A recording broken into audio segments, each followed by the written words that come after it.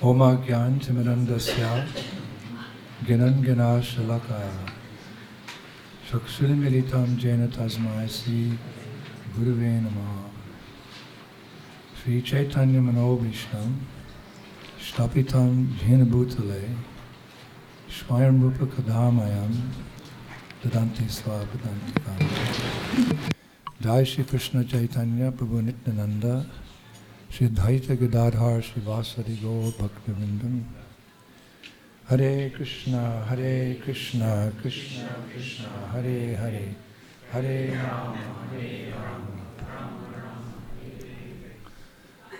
Vanchakalpatarubhyascha Kripasindhubhaya Patitanam Bhavanevyo Vaishnavebhyo Namo Namaha.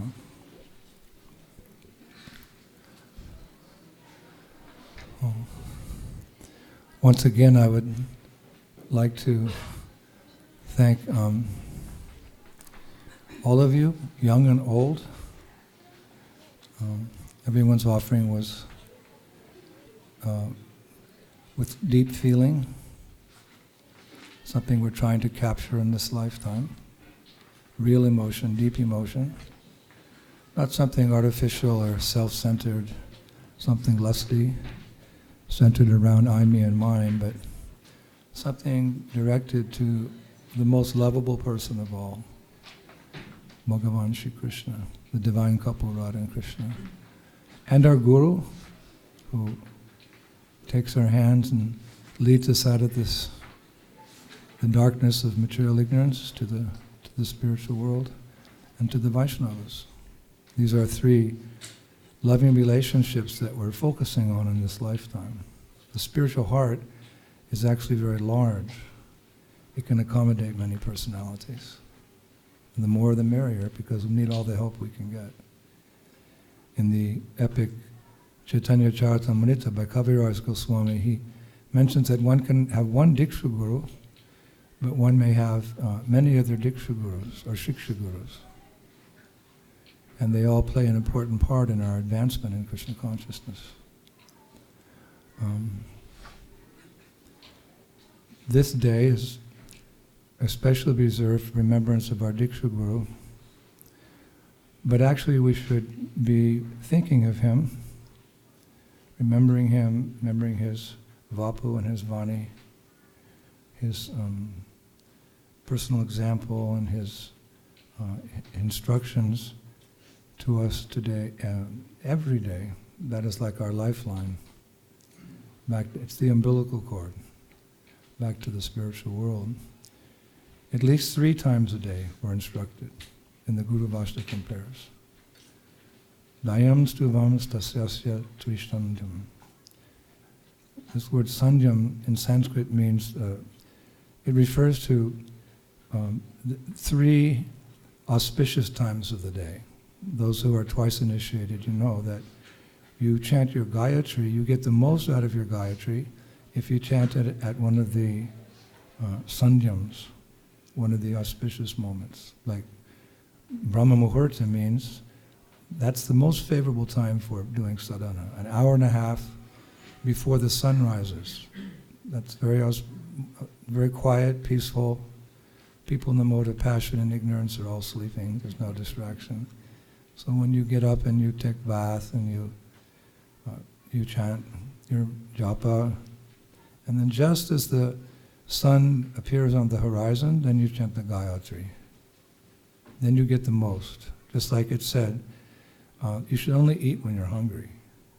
The tendency in Kali Yuga is just to eat anytime, anywhere, anything. That's why people are so sick.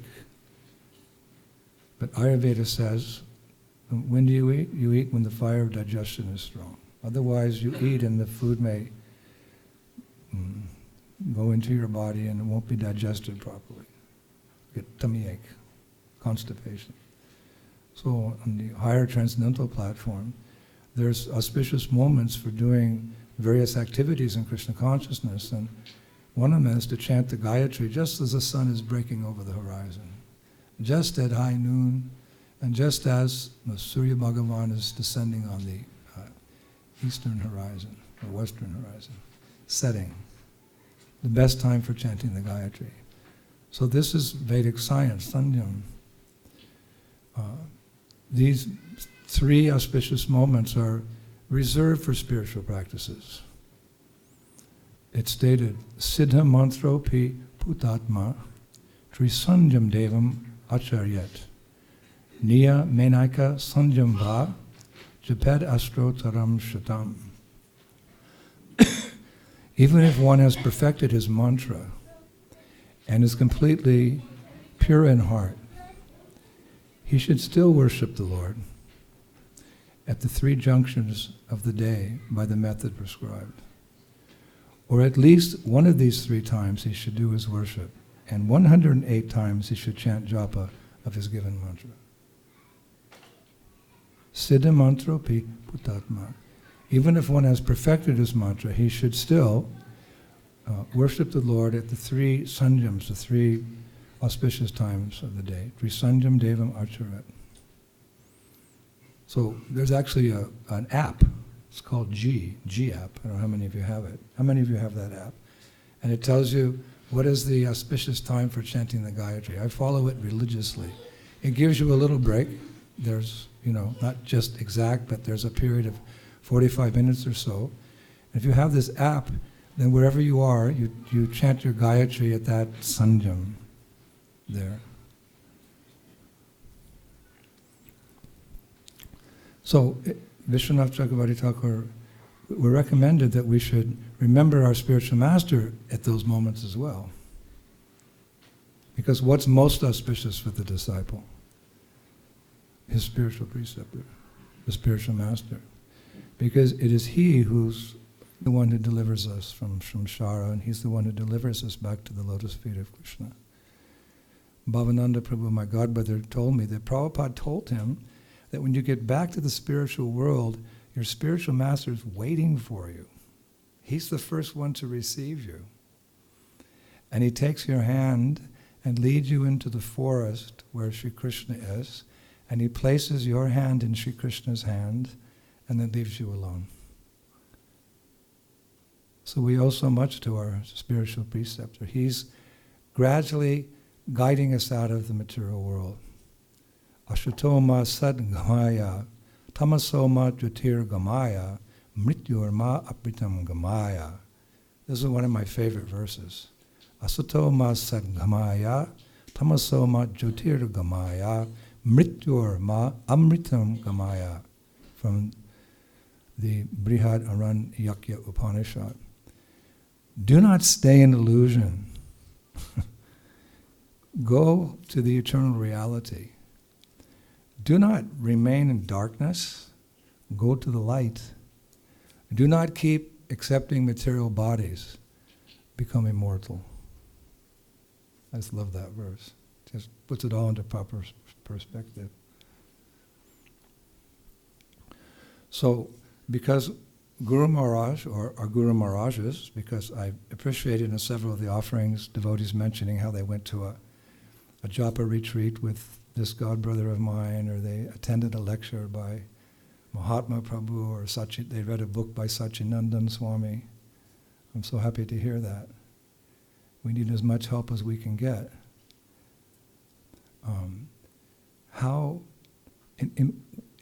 In what capacity are we obliged to remember our spiritual masters 3 times a day? Why we should remember them?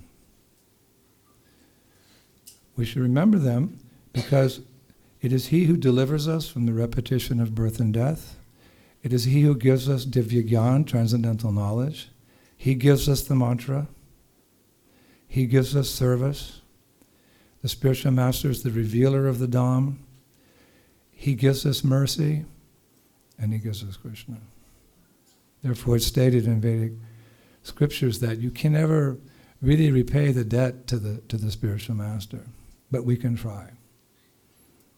A combined effort, the International Society for Krishna Consciousness, all together now, all of us can honor what Prabhupada has given us by cooperating together as a society and trying to produce the best results we can for his divine grace. That something can be achieved like that. Individually, what can we do? But cooperatively together, in a spirit of cooperation, we can work together to spread the Sankirtan movement, and then we can actually pay some of our debt back to Srila Prabhupada. We have to render service. Tadvidi paripatena pariprashana sevaya upidekshanti te gyanam gyaninas tattvadarshana. You approach your spiritual preceptor and pariprashana. Gurudev, I'm not clear on this. Could you explain that? What part of the scripture is this described? You make some spiritual inquiry. And then, out of gratitude, because that knowledge will rise you above the three modes of material nature, the Suddha Sattva. Out of gratitude, pariprashana sevaya. Do some service. Service is a way we show our gratitude to our spiritual preceptors.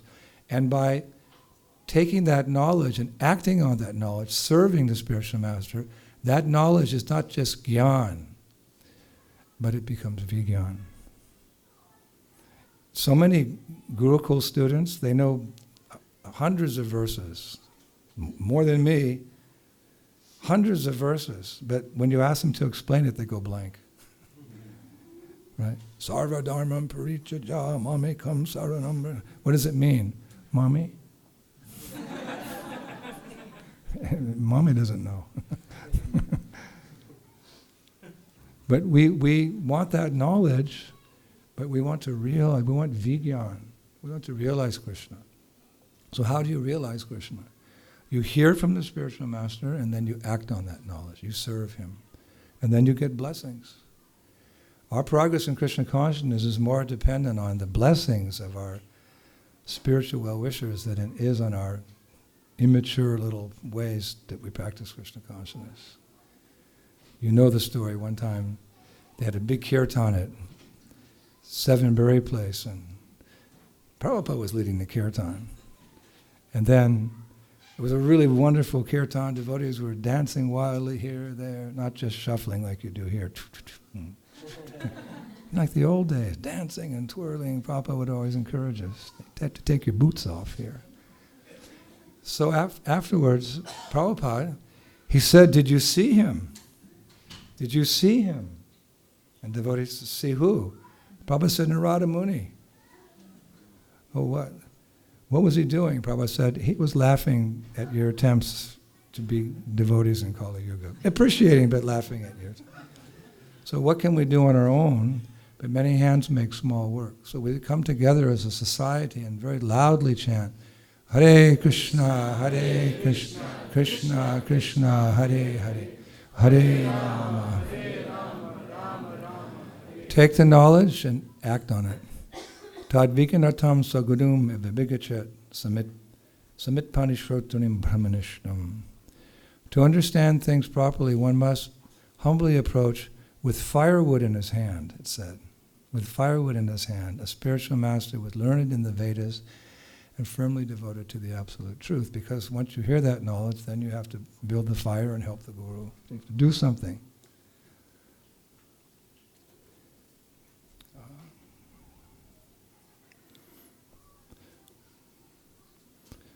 And by doing so, you get his blessings. Upadekshanti te gyanam ganinas tattvadarshana. The self-realized soul will impart knowledge to you because he has seen the truth. So as not to forget this absolute, essential part of our spiritual progress, our relationship with our spiritual master, how he's our link to Krishna. Like Prabhupada said one time, I do not know who is Krishna, I only know my Guru Maharaj. To remember that the person who has so kindly taken responsibility for us. I'm thinking of Srila Prabhupada. I know many times now when I do an initiation ceremony, and because you may listen to the lectures, the disciples take their vows, they make a promise, so it's a contract, turns into a contract, so it's two ways. So then I vow that I will not rest until this disciple who's making their vows, he or she, I say, I will not rest until you're back in the pleasure groves of Sri Vrindavan Dham. Sometimes the disciples don't make it for whatever reason, and we can understand, we're all children, so sometimes children in spiritual life, we may make mistakes. So I may have to take birth again, so the the grave responsibility of the spiritual master is he has to come back, take birth again, to deliver those disciples. So Prabhupada said one time, be kind on your old spiritual master and be strict in Krishna consciousness. Don't make it difficult. Okay. So we how do we remember him? We can remember the wonderful gifts that he's giving us.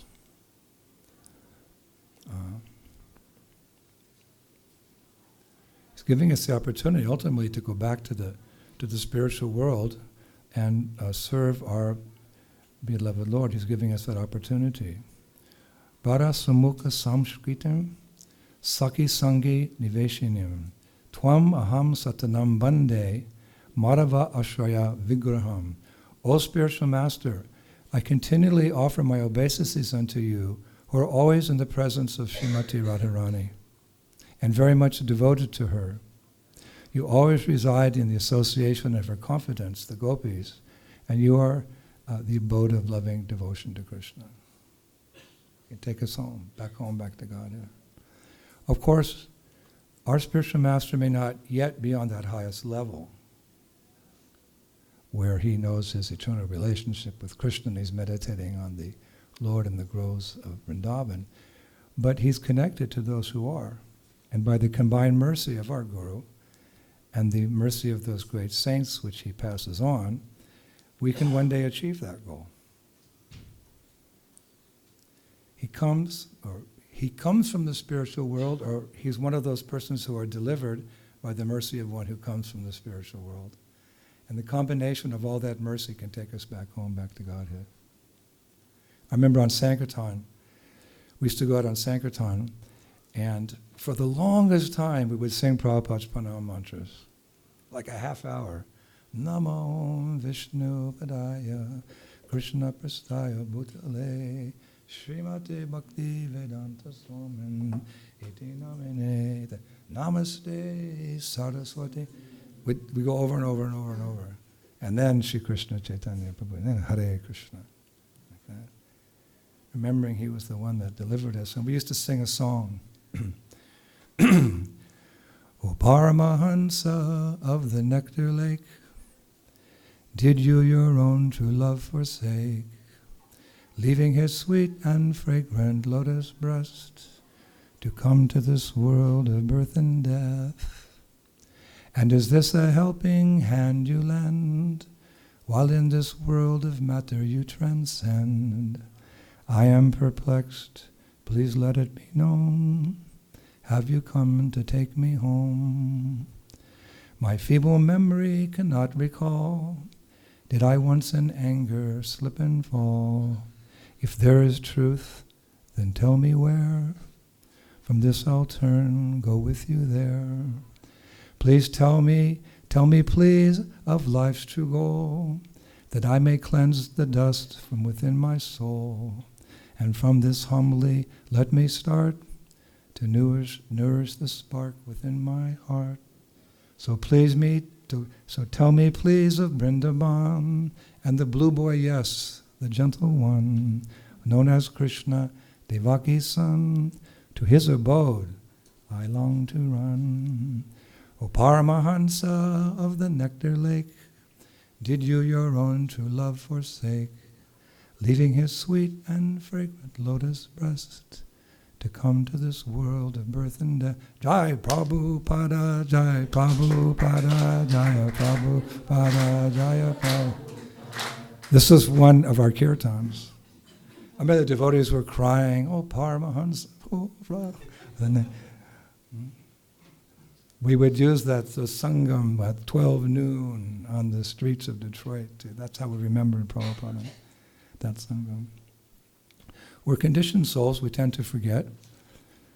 And it's okay to forget the things of this world, but we never want to forget the mercy that comes from Krishna and his representatives.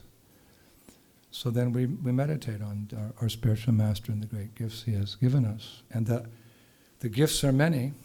One time, Prabhupada's father, Gaur Mohan Dey, in a moment of intimacy, he said to his little son Abai, "You know the Purusha Sukta, the Supreme Personality of Godhead in this world, he has many arms and many legs and many hands, and he's distributing mercy everywhere. How much you can take with your two little hands? But we try to get as much mercy as we can. But there's specific things that the spiritual master gives us that we want to be especially appreciative of. And they're nicely described by Raghunath Das Goswami in his Sri Mukta Charita. And this prayer many of you probably know.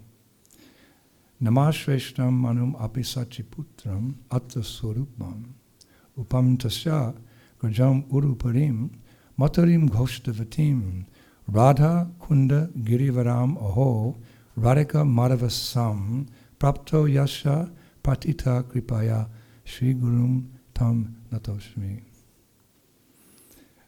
For me, this is like one of the most important shlokas ever. I bow down to the beautiful lotus feet of my spiritual master, by whose causeless mercy I have obtained the supreme holy name, the divine mantra, the service of the son of Sachi Mata, the association of Srila Swarup Damodar Goswami, Rupa Goswami, and his older brother, Sanatan Goswami, as well as the supreme abode of Mathura, the blissful abode of Vrindavan, the divine Radhakund in Govardhan Hill, and the desire within my heart for the loving service of Sri Radhika and Madhava in Vrindavan. If I ever got a tattoo, that'd be a big one on your back, right? Like sometimes you see devotees, they have the whole, Nishringa Leela on their back. You don't have that, do you? You okay, don't do. I'm not into tattoos, but in the heart you can inscribe it on your heart like that. So these are the gifts. And I've mentioned, I think it was yesterday, that if someone gives you a gift and you don't acknowledge that, then how can you expect something more? So we always living in a mood of gratitude to those who are well-wishers. And what is that gift that Raghunath Das Goswami first mentions? He says, Namashveshtam. At the moment of initiation, we're given that Maha Mantra. Hare Krishna, Krishna Krishna, Hare Hare, Hare Rama. We've been chanting because to get initiation you have to show your sincerity by chanting 16 rounds every day. And before initiation, the work of that mantra is to Cheto Dharpana Marjanam. It's cleansing the heart of lust and anger and greed to a point where you become steady and you can control your mind and control your senses. It's helping to uproot those strong material attachments. You just can't let them go. By the power of the mantra, you're able to give up those things which are not favorable to Krishna consciousness. But as we've said many times, to get the prem, to get the pure love of Krishna, we have to receive that mantra through the Guru Parampara. Because then the chanting really goes into, it's like you're driving down, you don't have them here because all your roads are so small and tiny. It's frightening to drive on the country roads here. But in America, where I just came from, there's 6 or 8 lane highways. Like, seriously. Just these 6 lanes on one side and 6 lanes on the other side. So you get in the first lane, then the next one, and if you're really brave, you get in the fast lane. So we want to get into the fast lane of Krishna consciousness and achieve the Paramagatim, the perfection of love of God. We have to get that mantra from someone who's in that Brahma Gaudiya Vaishnava Sampradaya.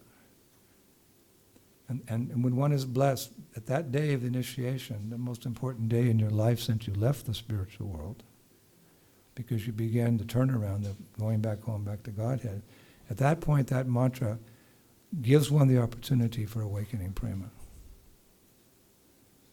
So what can compare with that? So really our most valuable possession are our beads. This is our most valuable possession. I always know where my beads are, right? Sometimes, where are my beads? What do you mean, where are your beads? You don't know where your beads are? You're not chanting? I told you the story how we were in Buri Place and we were having kirtan waiting for Prabhupada to come down to give the lecture in front of Radhalindeshwara. And on the banister there's a set of beads like this for 3 days. I saw it. Prabhupada stopped, he looked. Whose beads are crying? I mean, in the sense of being neglected. So this is our. Therefore, sadhus they have water pot and bead bag and lungi. That's all they need. So by following the most important instruction of the spiritual master, as we've described many times, it's in a purport in Srimad Bhagavatam. It's very clear what is, of all the instructions, what's the most important. Chant 16 rounds of the Hare Krishna mantra every day.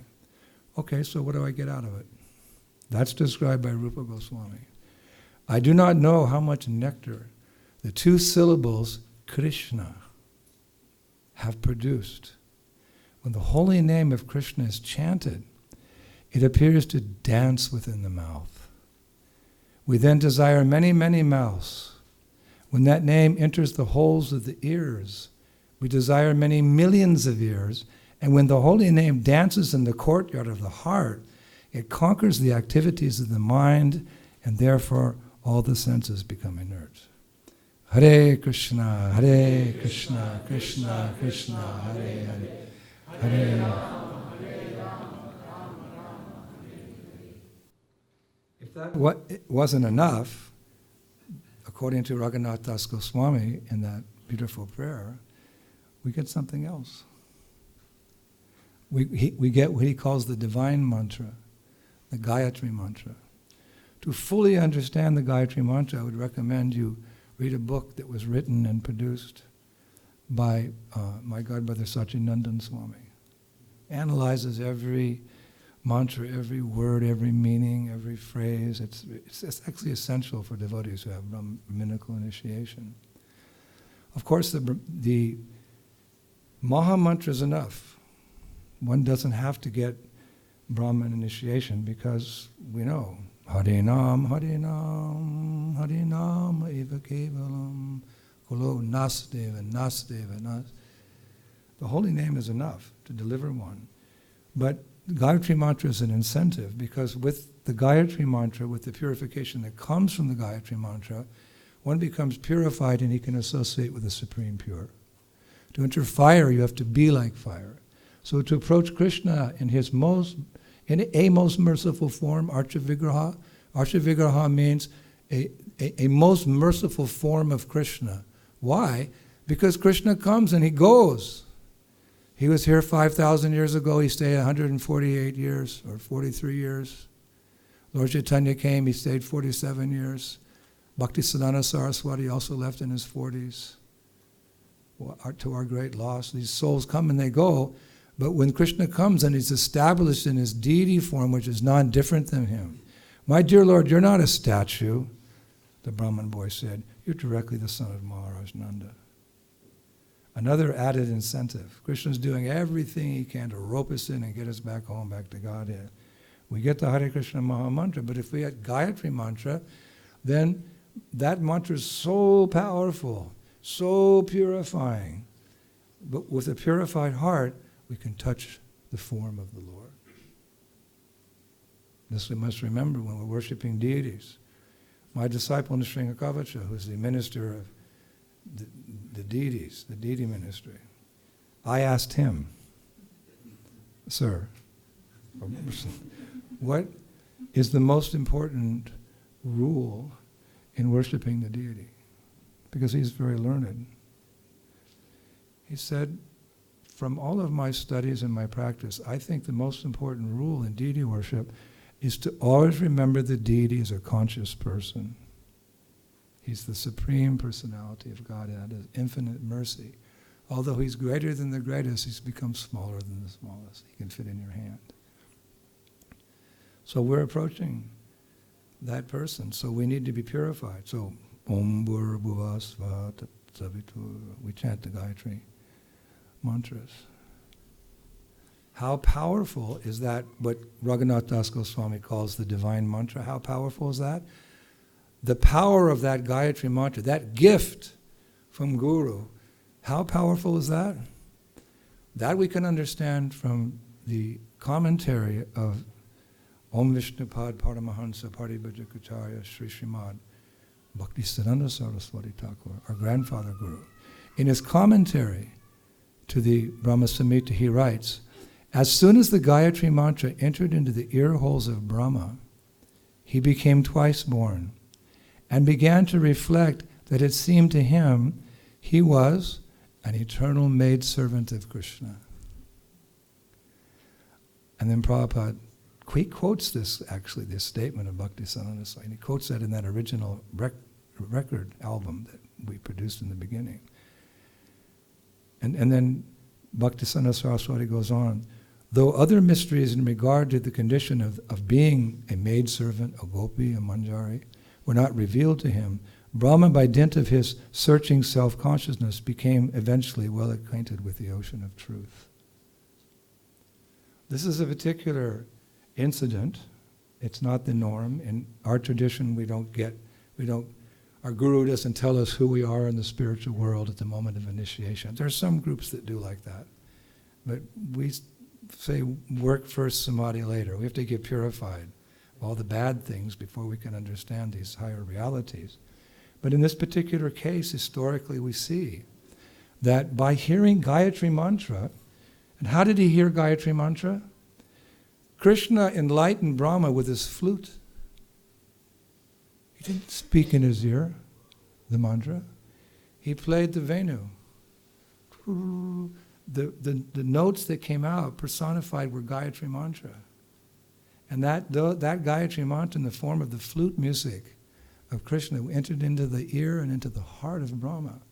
And as a result of that Gayatri, what did he realize?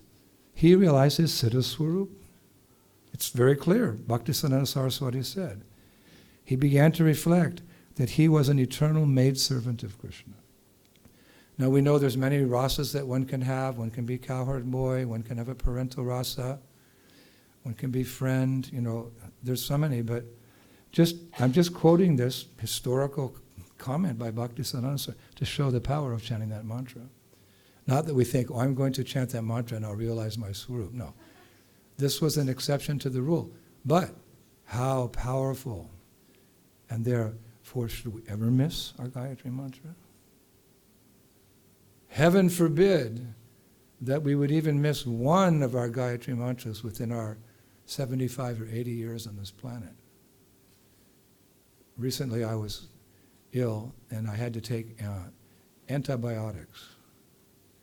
I had to take them for 14 days. I really don't like antibiotics. They make me feel creepy crawly all over.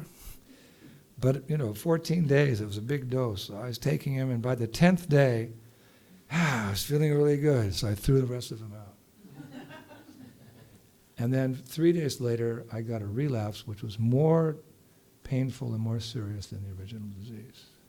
So it always says in the box of antibiotics, right? Take the full course, even if you're better. So this is a transcendental science. Krishna consciousness is a science. As delineated by our acharyas. They broke it down into what to do and what not to do. So to not chant these mantras, these powerful mantras, this is our saving grace, the Hare Krishna Maha Mantra, the Gayatri Mantra, the different mantras, the songs we sing. This is our life and soul. Bhaktivinoda Thakur said whenever he hears the sound of the mridanga and the chiming of the kartals, he runs to that place and his happiness knows no bounds. Whenever there's time, there's opportunity. Hare Krishna, Krishna Krishna, Hare Hare, Hare Rama. Can become a better servant of my Guru Maharaj. My heart will become cleansed so Krishna will see my real desire deep within my heart to love him. Mantra. When I traveled with Prabhupada, first thing I noticed on 4 occasions, every time I noticed, Prabhupada when he wasn't giving a lecture, when he wasn't talking about some management with some senior members, when he wasn't entertaining a guest, you look on the videos, you'll see. Always like that. He was like, and walking to the airplane, Ram, Chindamani, Lakshmi, yes. You'd ask a question, and then he'd answer the question. He'd go back to the where he left off from that verse and keep chanting the prayers of Queen Kulashekar like that. We just surround ourselves by mantra, transcendental sound vibration, just like when Ram left to chase Marichi the deer, and then Marichi called out that Lakshman should also come in the voice of Ram. So then Lakshman was leaving Sita in the forest. This delicate princess, soft skin, she could hardly walk on the hard pebbles of the forest, very fair and unable to protect herself from the wild creatures. So Lakshman, he took his sword and he put a circle around her. But he didn't just draw a circle, he chanted some divine mantra of protection. Invisible. So when Ravana came, the greatest asura that this creation has ever known, it took Ram some time to bring him down, even God. He couldn't touch the princess. He'd come, Mantra protected Sita, and mantra will protect you. From what? Daivi esha gunamayi mama maya dharatya. This divine energy of mind consisting of the three modes of material nature is very difficult to overcome. It'll protect you from ignorance, from mundane passion, from becoming complacent in the mode of goodness. It'll protect you from lust, from anger, from greed, protect you from temptation. My dear Lord, lead us not unto a temptation. Mantra. You've got that weapon in your hand. You have to use it, and you won't be influenced. Hare Krishna, Krishna Krishna, Hare Hare. Hare Rama, Rama Rama. So, if you're not religious in chanting your Gayatris, you should, because this is the second thing that Raghunath Das Goswami points out, that even though we were born in Kali Yuga, Kalo Sudra Sambhavan, it's very clearly stated in Varaha Purana, Kalo Sudra Sambhavan, everyone born in this age is of Sudra nature. The Varaha Purana also says that in the age of Kali, asuras take their birth in Brahminical families. They appear to be Brahmins, but their intention is somewhat different. And then when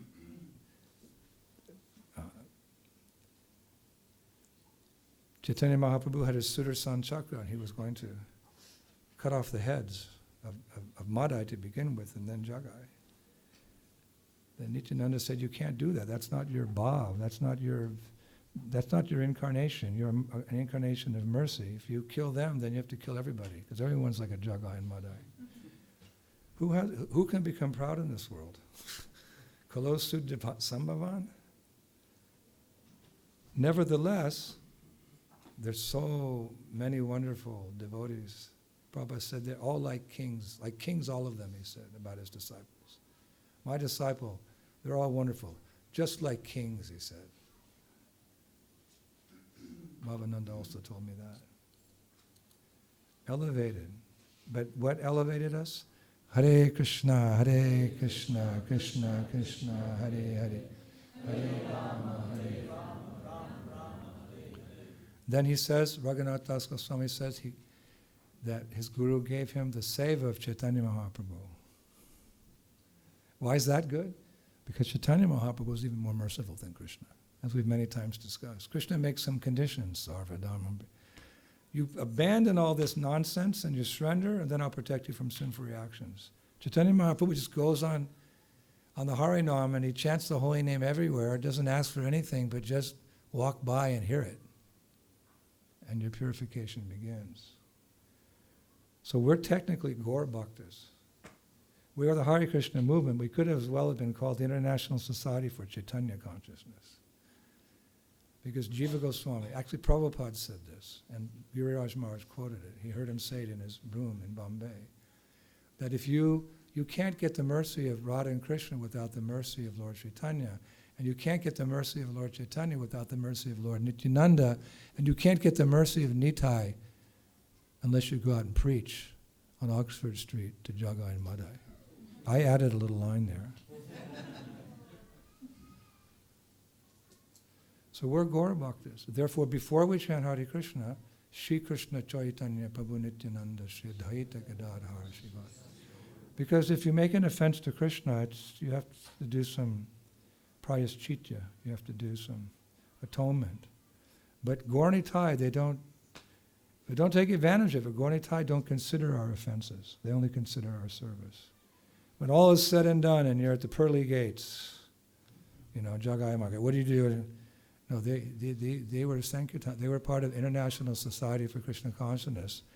Their leaders, Gaura, their offenses, their sins are blank slate. Just look what they did. Gauranga Mahaprabhu doesn't accept offenses.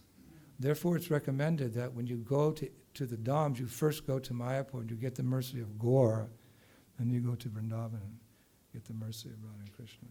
We're doing a little backwards. We hope this Kartik, we're starting out 2 weeks in Vrindavan, and then we're all going to Mayapur Dham for the first time. I hope you will join us. As many of you can, please join us. Kartik Purikama means 2 weeks in Vrindavan, and then we go to Gauradash. We go to Katwa, where Mahaprabhu took sannyas. I went there. The reason I'm doing this is because I went there recently, and I went out of that compound. Mayapur means the place to get the pizza. You go see the elephant. You go see Gaurnitai. Take a walk with your friends. Hey, Gauradash is bigger than that. I went to Katwa. I thought Katwa was days away. It was a 40-minute drive, like going out to Govardhan Hill in Vrindavan. And I saw the place that the barber shaved the hair of Chaitanya Mahaprabhu. And I saw the place that the devotees took the hair of Chaitanya Mahaprabhu and made a pushpa samadhi. The hair of Chaitanya Mahaprabhu is in that samadhi. You can pay your obeisances. And the great devotee, Das Gadadhar, his samadhi is there. So amazing, beautiful deities. So I got so inspired. We did get into Gaur Leela too, so if you can come, please. We're Gaur Bhaktas. So he's reminding us, Raghunath Das Goswami, of the gifts. And then he said, he got the service of Srila Swarup Damodar Goswami. So who's Srila Swarup Damodar Goswami? We like him because he rendered such a nice service to our Lord. Our pleasure is when we see Krishna's happy. And if Krishna's not happy, we're not happy. That's love. How did Swarup Damodar Goswami make Mahaprabhu very happy? Because in his Antilila, in his final pastimes, Chaitanya Mahaprabhu retired to Puri, to Jagannath Puri, for the internal reason for which he appeared in this world. He had 2 reasons. The external reason, as the Yuga avatar, was to inaugurate the process for the sage chanting Hare Krishna. But as we've heard many times, in the spiritual world, Krishna, because he was the object of Srimati Radharani's affection, he couldn't understand the nature of that affection because he was the receiver, not the giver.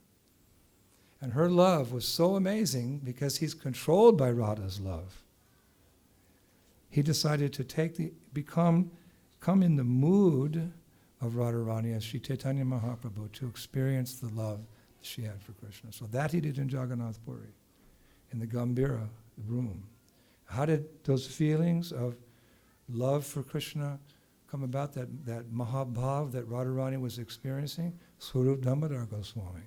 He would read from Gita Govinda and by Jayadev Goswami, and he'd read from Srimad Bhagavatam, 10th canto, different verses about how the residents of Vrindavan loved Krishna more than anyone's ever been loved before, especially Srimati Radharani. And hearing those verses, hearing that sentiment of love, Chaitanya Mahaprabhu achieved his purpose in coming here, to experience Radha's divine love, the Mahabhav. So we are so indebted to Srila Swarup Damodar Goswami for fulfilling the desires of our Ishtadev. We want him. We want Krishna to be happy. He's our lover, and we want him to be happy. Even though we don't know so much about that love yet, we know that's the proper thing. So, all glories to Swarup Damodar Goswami. He also played the role of, when people would come to see Chaitanya Mahaprabhu, they would sometimes share their philosophical understandings with him. And so as not to disturb the mind of Chaitanya Mahaprabhu to hear something about yoga or jnana or some, improper interpretation of some philosophy, Swarup Damodar Goswami would first talk to that person. So what is your idea? And if it didn't coincide with the philosophy of Gaudiya Vaishnavism, he sent that person away. So thank you, Swarup Damodar Goswami. Our Lord was not disturbed. He could focus on his mission in this world. So personalities like that.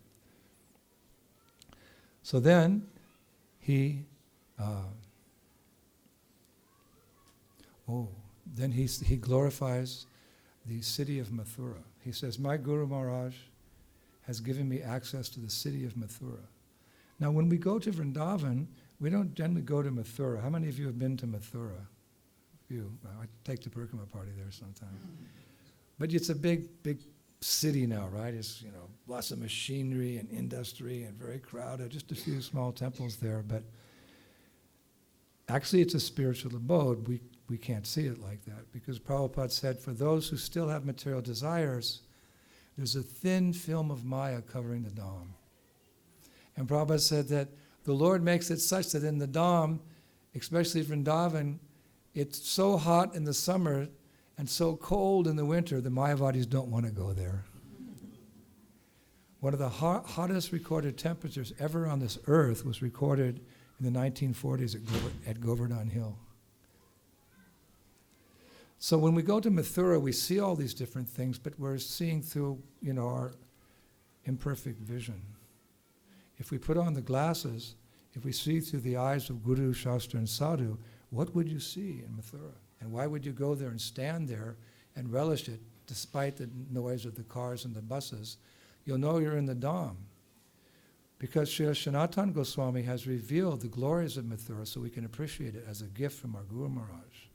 He writes in Brihat Bhagavatamritam, all glories to the goddess Mathura Devi, the best of all holy cities.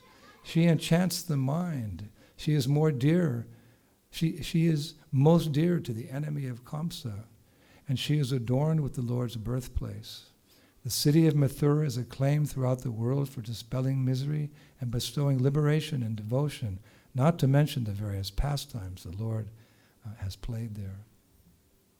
And he goes on to say that out of all the 7 principal holy cities in India, you must know that there's 7, not places, but the holy cities in India, Mathura is the best. Kashi, Kanchi, Avanti, Mathura, Ayodhya, Haridwar, and Dwarka. These are the 7 holy, but out of them all, Mathura is the best. And in Skanda Purana, we can understand why Raghunath Das Goswami has attributed this as a gift from his spiritual master. Privargada kamaninam ya mumuksunam javokshada bhaktichor bhaktidas kastvam mathuram nas rayed buddhaha.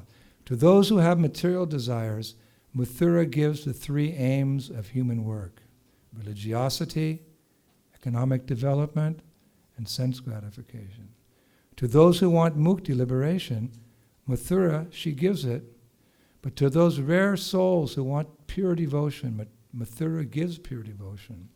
What intelligent person, therefore, would not go and take shelter in Mathura? So I would recommend, next time you go to India and you're in Vrindavan, take a trip to Mathura. There's some beautiful ancient temples there. Very, very beautiful ancient temples. And those deities are very, very merciful. Very, very merciful. And that abode, because we know the spiritual master is the revealer of the Dham. So Raghunath Das Goswami is appreciating that gift. It just causes mercy. We don't have any qualification. One time Prabhupada, in a mood of intimacy, he said to the disciples, "Here's Krishna, take him." What would take lifetimes, millions of lifetimes, Prabhupada said, "Here's Krishna, take him." So then he speaks about the final gifts of Vrindavan, Radhakund, and Govardhan Hill. How important are those places? Someone who goes to Vrindavan, he looks around and, there's the pigs and the dogs and the rickshaw wallas, and now it looks like little Hong Kong, or New Hong Kong. All these big, buildings and condominiums and apartments and so forth and so on. But we don't see through our eyes, we see through our ears. So we get to Vrindavan, and the first thing we do, we get out of the car, and we roll in that dust with the nearby pigs and the dogs and the traffic. We roll in the dust because we know that from the lips of Chaitanya Mahaprabhu, we have the proper understanding of Vrindavan. In Chaitanya Majusha it said, the most worshipable, this is from the lips of Mahaprabhu, the most worshipable form of the Lord is Sri Krishna, the son of Nanda Maharaj. Sri Vrindavan Dham is the topmost of all holy places. The highest and most pleasing type of worship of Krishna is performed by the gopis of Vrindavan, and Srimad Bhagavatam is the spotless authority on everything. So we don't go to Vrindavan and think, we go, wow. Chindamani pakara saramasu kalpa vriksha laksha vitesha shuribhira abhipalayantam Lakshmi Sahasrasata Sambrahma Sevimanam Govindamari Purusham Tamaham Bhaja. I'm in Vrindavan. And the final blessing that he meditates on at least 3 times a day, the gift that he has received, he says is the desire to serve Radha and Krishna in Vrindavan. For that, of course, you have to know what is that service that you'll do for Radha and Krishna. But don't worry, that will come in time. It's a very advanced stage. One time a disciple said to Prabhupada, Prabhupada, when you leave this world, who's going to reveal to me my relationship with Krishna if you go? So Prabhupada shot back, don't worry about your swarup. Just continue with your service. When the time comes, I will personally come back and reveal your swarup. When I heard that, I went, wow, Jai Prabhupada, Jai. So again, these are priceless gifts. And we can't really repay the debt. But at least we can develop firm faith in our spiritual master that he's able to give us these gifts or pass them on from his spiritual master. And we have all these wonderful opportunities for going back home back to Godhead. One devotee mentioned, as I often say, I quoted Tamal Krishna Maharaj, that most valuable quality, admirable quality of a devotee is that faith they have in the spiritual master, and it's required. In the Dharma Viveka 18 Halayuja quoted in the Sambhishta Ratna Bandhagaram, page 168, we found this verse. Devatirte dvija matre daivagya vasaje goro yadshri bhavana yasya shridhir bhavati tadrishi. In relationship to a deity, a holy place, a brahmana, a mantra, an astrologer, a physician, or a guru, one obtains reciprocation according to the degree and type of one's faith. Isn't that wonderful? According to the quality of your faith, you can benefit from worshiping the deity. Just like a kid, Gopal falls over, we'll pick him up later. But at Paka Brahman, the deity moves, oh my Lord, I'm so sorry. So the reciprocation with the deity, with the holy place, with the Brahman, with the mantra, with an astrologer, with the guru, the reciprocation comes in how much faith you have in that person or that object. in relationship to a deity, a holy place, a Brahman, a mantra, or astrologer, physician, or guru, one obtains reciprocation from those persons according to the degree and type of faith. So we gradually develop faith in our spiritual preceptors, our Diksha and Shiksha gurus, because by listening to them, we become convinced of the futility of material life, and we become convinced of the wonderful positive alternative of devotional service and going back home, back to Godhead.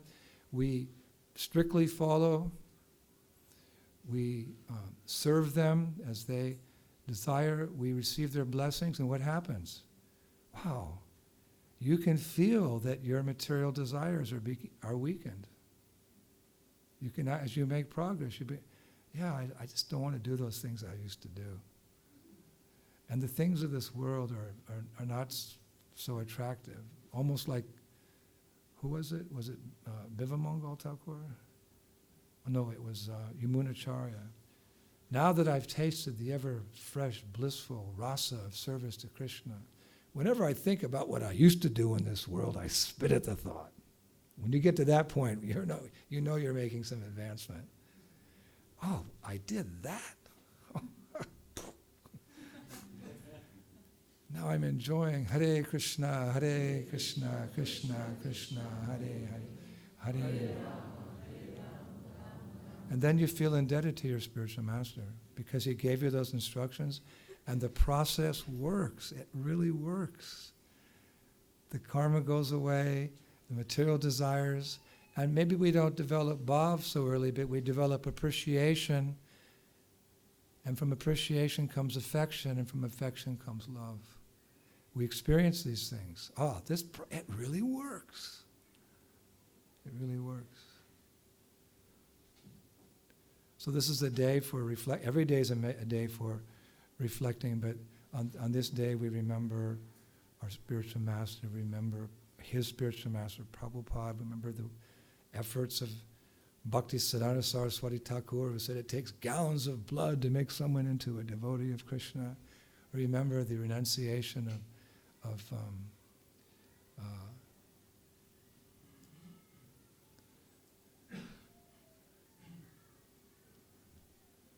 his spiritual master, Bhakti Siddhanta Saraswati Thakur, Gaura Das Babaji. Remember the mammoth pioneer efforts of Bhaktivinoda Thakur, and the writings of Vishwanath Chakravarti Thakur, the Goswamis, and all the way back.